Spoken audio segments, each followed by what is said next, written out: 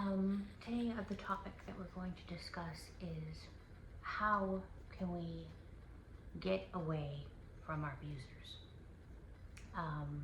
The average it takes somebody to leave their abuser is 7 times, and sometimes people won't even make it. Sometimes they won't even make it the 3rd time. The first thing is to spot if you're being abused. Some people question it, am I being abused? I'm not sure. Narcissists who love to abuse, everybody heard about narcissists. They love to gaslight you. They like pretend like, oh, you're crazy, you're the crazy one. They'll say things to you to like nudge you, make you feel bad, make you feel low.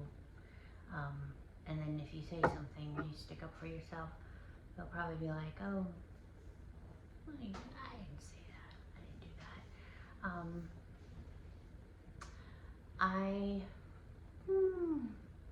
Technically, I think it took me 3 times to leave my abuser. And I knew that I needed to leave him. And the last time that I left him, I knew that if I didn't leave him, or if I came back, I wouldn't be here today. So I'll tell you a little bit about my story. I was actually basically born in a house of abuse. Didn't know what a healthy family was, didn't know what a healthy relationship was, and I was groomed at a very young age to basically be abused and not even know it.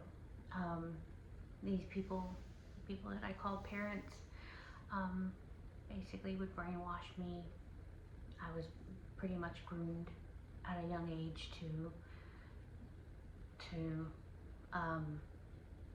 not speak up for myself, to be scared, to think that, I'm not good enough and everybody's better than me, and they would just push me down. And there were several situations, but anyways, so when I did end up in relationships, I didn't know what a healthy relationship was. One time, I remember I was just I was so depressed. This person, he says he loves me, but he treats me horrible, so bad. He would say the most horrible things to me, and then do the most horrible things. I was abused in multiple ways. He was very controlling, and it was difficult. And I remember one time, going through years and years of abuse with this man. I was with him for over 20 years. That I went to my daughter because I was looking it up, because I was like, I think this is abuse, but I'm not sure. Because like I said, now that I'm healthy and I know what abuse is, I look on that and I know what abuse is and I can tell, but at the time I couldn't tell. It was normal for me.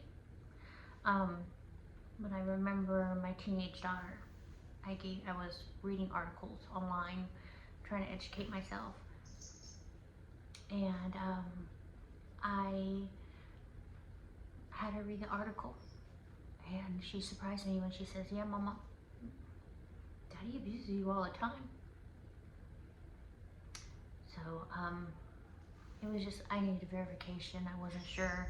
Here this person was saying that, he couldn't live without me, and I'm the most wonderful person in the world one day, and you're the best mom in the world.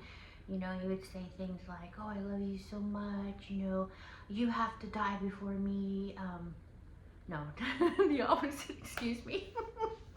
I have to die before you because I can't live without you, I don't know what to do without you. But he would treat me like garbage. He would say that, and then the next day, I would go from being the most wonderful woman in the world to being, he would say like, oh, he would just put me down all the time. He would always love to say, like, you know, that's why our kids are effing losers because of me, you know. But anyways, um, so when I finally left him, um, before I left him, I knew that I would need to help. So my advice is, if you have been abused um, in any way, and you are attached to this person, like for example with marriage, or you're living with this person and it's going to be hard to leave them, and you feel like you can't because you've been so manipulated and so brainwashed by the abuser, I highly suggest therapy. And that's actually what I ended up doing, because the first time I left him, I was 6 months pregnant with his child, and we were not married yet. But the abuse already started. And he would always say, if you don't like it, there's the door, you know. So finally I was like, you know, fine, I'm leaving. And I packed my suitcase and I left. But then I got down the street and I realized I was 6 months pregnant and I had nowhere to go. So that time I was strong enough to leave him, but the circumstances made it for me. It was difficult. What was I going to do? I have a child coming, and how am I going to support that child? Where am I going to go? You know, all these questions came through my head. I didn't know what to do. All I knew was I was going to have to go back to this horrible person and make up with him. And let me tell you, it just goes down from there. When you leave them the first time, sometimes they'll, you know, say like, hey, you know, you leave them, I've changed. I'm, you know, I'm not the person I used to be. I'm going to therapy. Yeah, right. Yeah. I used to tell my abuser, we'll call him husband, because he did end up being my husband. That's what he said. The first time I actually did leave, because, like I said, the first time was I was down the street pregnant, and then a couple years later, it was so unbearable. I actually ended up packing my bags and I left. And by that time, I already had 3 children with this man. And I wasn't even working. I was a stay-home mom, but I was determined to leave this horrible person. He started abusing my kids. You gotta understand too, it doesn't stop at you.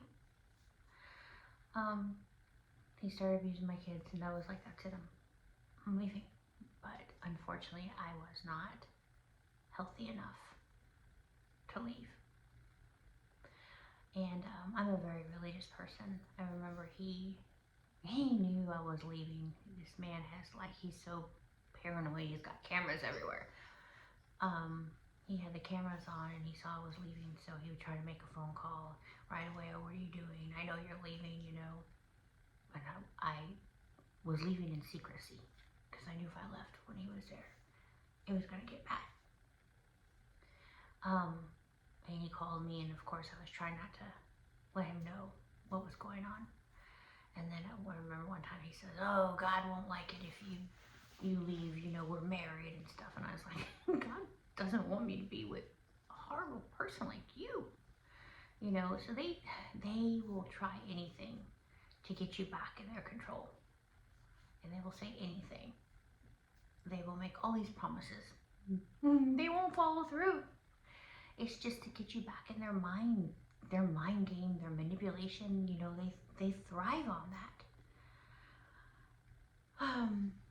So that time when I did leave him, I was gone for 3 months. And not once did he even care about seeing his children. He didn't care. You know, it was not a good situation. He got even more controlling. Wouldn't give me my clothes. He ended up burning something that my grandmother, who passed away gave me. He burned it. You know, he burned things that were valuable to me. So he kept on showing up at my door all times of the night, basically stalking my phone. I didn't even know it. I'd go someplace and there he was. And then I guess this was his like desperate plea, like, oh, I'm going to go to therapy. You know, I can't. You know, I'm dying without you. I'm going to therapy. Meanwhile, I've asked him before to go to couples therapy, and he would tell me that, oh, you can go to therapy if you want to, but I'm fine. Okay. So they play tricks.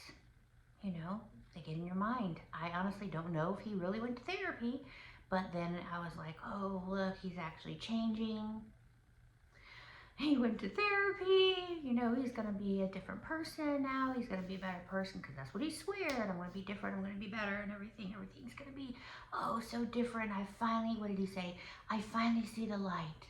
I finally see what I was doing to you was hurting you and the kids. I finally see it.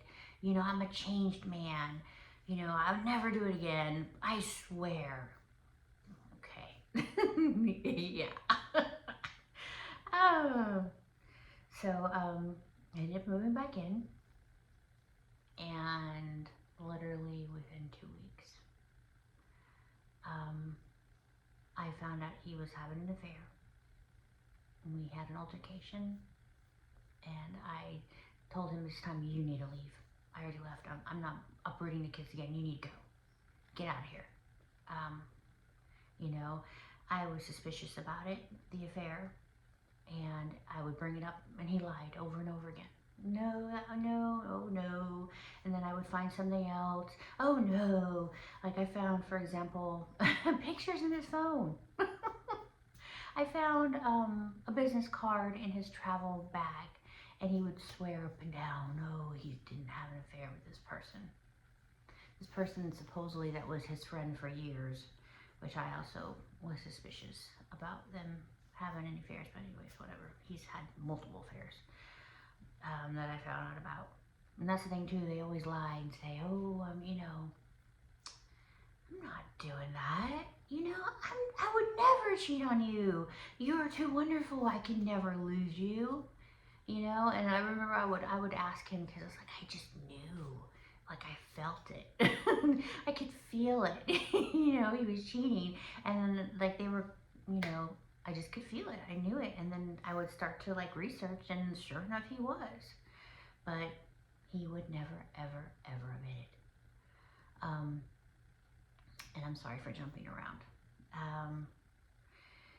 Anyways, so I came back the second time, found that he was having an affair. We got into a fight. And, you know, not like physical fight. It was just like, hey, you know, like, you need to go. You know, and I told him, you need to go. I already left. I just got back. You promised you were going to be a different person, and you're still the same person. You're still a horrible man. You know, I can't, no. So I said, but this time, you know, I uprooted the kids. I had a 5-year-old and a 6-year-old. I already uprooted them, and I'm not going to do it again. You know, and I told them, you need to get it. But, you know, they don't like it when you finally stand your ground. That's when they can snap on you really bad. You know, like if you're in a narcissistic relationship, you might think, oh, this man or woman is never going to touch me.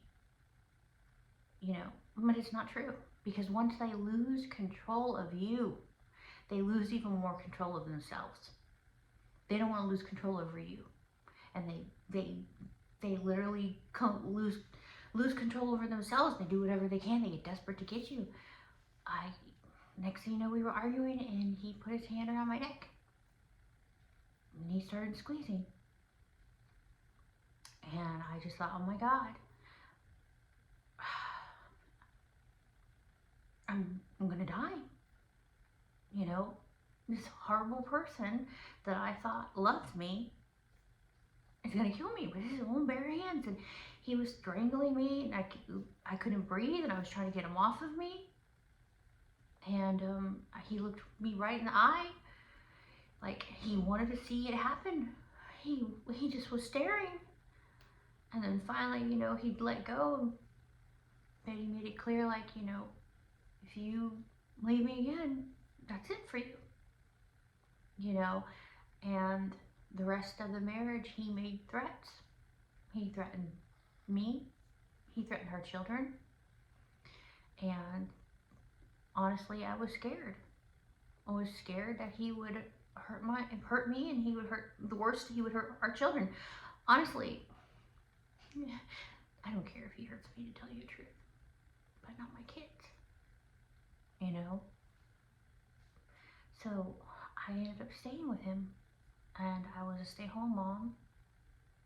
I wasn't working. I ended up opening up a little side bakery, doing decorating cakes. I was trying to save money to leave this horrible person. And I remember I was always like looking, how much am I making? How much is the rent? Looking at the bills. Can I afford, can I afford to leave this person? Because to tell you, I was in this relationship with this person for over 20 years. But I didn't, from the very beginning, I wanted to leave. And a lot of people are like, well, why were you with an abuser in the first place? Whoa, yeah, that's somebody. Yeah, you obviously never been abused before in an abusive relationship. Well, maybe you were, but because they don't start off that way. Come on. Do you really think if somebody started off like such a jerk on the very first date? I mean, how many women would they keep? I mean, they might keep a few. It would be like a small percentage, and those women are like, woo, more damage to me. Well, I'm not damaged anymore. It's, it's fixed and positive thinking, right? But yeah, no, they pretend to be your Prince Charming. They pretend like they're the greatest thing in the world. Oh, I'm your soulmate, you're the one. He told me, like, yeah, I knew the first date. That was it. I knew it. He said, I went back to my roommate and said, I found her.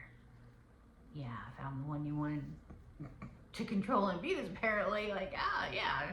And I think, too, like, they can spot it, They can spot people who just maybe are not as strong enough to, like, spot on their own, or strong enough to stick up for themselves. I think they just, like, flock to people like that. Well, definitely, I guess if they would end up with the same person of them, they'll probably end up tearing each other up. But yeah, no. So luckily he did, he let my neck go. And it's funny, it brought back some memories that actually I forgot that he did to me. That was also very traumatizing. Like I would hear, like, people will say, oh, when you're so traumatized you can't remember. And I'm like, wow, really? That happens? Wow. Oh yeah, it happens. Like, I would think, oh, if it's such a traumatic experience, surely you gotta remember. No. Right away, when my life was flashing before my eyes and he's strangling me, I remembered what he did to me. Not only did this man mentally, verbally abuse, he also physically abused. And he raped me. And I couldn't remember it. But apparently my upbringing was so bad that he was also raping me my whole marriage. And I didn't know it. Because I was conditioned at a young age to not spot abuse, to not know what it was, to not know what love was, to not know what healthy was. I didn't know. To not speak up. If you don't like it, take it. So, when I was determined to finally leave this man like determined. Like I knew I was with him for so long and trying to leave, and you know, he also was controlling with the finances. That's what they do too. They control everything. They control where you go, what you dress, you know. Basically, if you're in a relation with somebody and they can accept you for who you are, and you know, they want to completely change you, why are they even with you then? And why are you with them? Start questioning that, please. Start questioning it. Why am I with somebody who treats me bad? Why? Why can't I be with somebody who treats me awesome? I want to be with somebody who treats me awesome. Why do I attract scumbags? Gotta start questioning those things, and you gotta start working on them, you know? And that's what I did, because it got to the point that I was so miserable, and I wasn't, you know, doing it all the time. I just did it when he was around because I didn't want to deal with him. You know, when he would be home on the weekends and stuff, I started going to drinking, you know, and it wasn't pretty. And I did it responsibly because I had kids. I did it at the house. You know, I didn't get really, really bad, but you know, it got to the point that to be around this person, I had a drink. And I knew that I needed to leave him. I was sitting down, just making sure that I had the bar stocked with alcohol, and he didn't mind because, you know, he loved when I drank because I got very friendly. And, yeah, he loved that. So he was very like, yeah, go to a liquor store, hon. Make sure you stock up on the bar. It's the only time he was nice. Other times he was, you know. I can't say it's all bad, honestly. That's what they get you to. It's like it's like, okay, well, 5 days out of the week, it's horrible, you know, but then the next day he's treating me wonderful. And that's what they do. That's how they keep you reeled in, you know? It's like,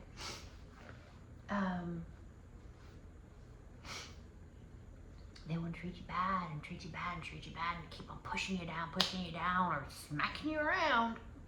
You know, whatever abuse they like to do. They all got their own little vice, and could be a combination of all. As soon as they think that they're going to lose you or they're getting close to it, here they come with some flowers, or I love you, honey, or you're the best, you know, or let's go out to dinner, you know. And they try to butter you up. Oh, I love you so much. I don't know what I can do without you. Whatever. Blah, blah. It's all lies. It's all manipulation, lies. This man who told me he loved me so much, wanted me, you know, he wanted to die before me because he says that if I died, he couldn't take it. He treated me like crap. And when I try to leave, he tried to kill me. That's not love. That is not love. You have to go by the people's actions. They can say how much they love you all they want, but if they're treating you like dirt, they don't love you. And why would you want that kind of love? You deserve better. So, after I was drinking and drinking for a while, and not loving myself, and not knowing what love was at all, I decided I need to do something. And since I already left him before, and I knew what happened, I knew this time had to be different. This time I had to get healthy mentally. I had to start going to therapy. You know, I had to get mentally strong enough, because that's where they get you. You know, you feel like you can't live without this person. It gets to the point like it's like you can't breathe without this person because of all the control and all the mental junk they put on you. You know, and then you feel like you know, like it's physically sick to be away from this person. They manipulate and play mind games, and they mess with your brain. And the longer you're with this person, the harder it is to leave. But you have to, because they're slowly killing you. And I knew this about this man. He is slowly killing me. He's slowly killing my soul. And I had to get out. And to get out, I had to get healthy. I had to get mentally healthy. I had to start loving myself. I had to start sticking out for myself. So secretly, he did not know about it because what would he do if he knew I was going to therapy? I don't know, but it wouldn't be good. So I started going to therapy. And I actually also started going to women's empowerment classes. And going to women's empowerment classes was a big mind eye-opener. It was like, oh, whoa, gosh darn, I'm being abused in so many ways. I didn't know there were so much different ways that somebody could abuse you. And then that's also when I realized that, my family was just very abusive and very dysfunctioning. The person I call mom, which I don't call her mom anymore, things that she has did to a child, things that she did to me when I was older. No wonder I didn't know, because of what she did. She's a horrible person. My sister, she's a horrible person. My sister abused me and my mom would laugh and encourage it. She would call me names all the time. But, yeah. Sometimes we don't know how to spot it. You just have to know that if it doesn't feel right, if I'm not happy, leave. Even if maybe the person's not abusing you, if you're not happy, why are you staying? You don't need to stay. There's no reason you have to stay. You don't have to stay for the kids. If you have kids, you don't have to stay because you're married, and the Bible says that it's a sin to get divorced. Come on. God doesn't want you to stay with this person. God wants you to be happy. Leave. So anyways, I'm going to sum it up a little bit. I finally left him, but third time, woo, yeah, I ended up calling the cops. He had me prisoner in my own home. He took my keys away, wouldn't let me leave the house. Actually tried to kill me in front of my own kids. He was taunting me, went to smack me in the face. Then he started taunting some more. He kept on saying how, I'm gonna kill you, you F and B. Now keep in mind, this is finally when all of his other tactics didn't work. The begging and the pleading and all of this other stuff. This is when he finally realized that she's not gonna come back. That I'm done. When he finally realized it, that's when he snapped. I tried to leave my own house and he kept on running and barricading the door. And by a miracle, I ended up getting my phone back and barricading myself in the bedroom, calling 911 with my kids in the other room, because this man was going to kill me, and he was going to do it in front of my children. He told me he would, and I believed him, and I know he would have. And later on I found out that it was actually premeditated, and my sister was involved, that he notified her ahead of time to come and get the kids. He planned it the whole time. Please, I just wanted to let people know that there are places to call. I'm going to put a link down below. If you think you need help, you want to talk to somebody, you can get help, And you don't have to stay with this person because you're a stay-home mom, or you have kids, or you don't have a job. Because that's what they do. They take away your resources. They make it so you cannot leave. You can leave. There are shelters. There are places that will take you in and your children in, and they will help you. they will help you get apartments. That's what happened to me. You know, it got so bad that after he was arrested, and then the whole thing of, oh, I'm gonna change again. Months and months later, him with his going to fake therapy again. It was getting bad again, and we were not together, but